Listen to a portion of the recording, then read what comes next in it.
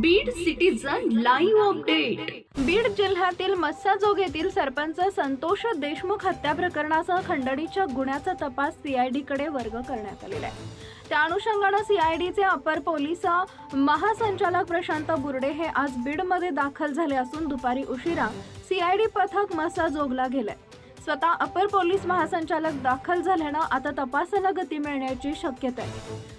दरम्यान बीडचे आमदार संदीप भैया क्षीरसागर, माजी आमदार सलीम सय्यद, राजेंद्र मस्के, शिवसेना ठाकरे गटाचे जिल्हा प्रमुख परमेश्वर सातपुते, वैजनाथ तांदळे यांनी आज दुपारी सीआयडीचे अपर पोलीस महासंचालक बुर्डे यांची भेट घेऊन मारेकऱ्यांना तातडीने अटक करून तपासाला गती द्यावी, त्यात कोणतीही कसूर राहणार नाही याची दक्षता घेण्याची विनंती करत देशमुख कुटुंबियांना न्याय द्यावा अशी मागणी केली आहे। बीडचे आमदार संदीप भैया क्षीरसागर, माजी आमदार सय्यद सलीम हे आपल्या सर्व सहकाऱ्यांसह दररोज गावोगाव पिंजून काढू लागलेत। न्याय द्या म्हणत दिनांक 28 डिसेंबरच्या सर्वपक्षीय, सर्व जातीय आणि सर्वधर्मीय मोर्चात सहभागी व्हावा असं आवाहन त्यांच्याकडून केलं जात आहे।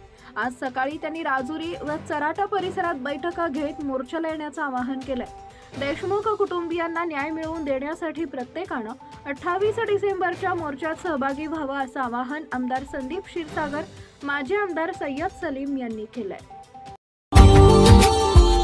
Subscribe now and press the bell icon. Never miss an update.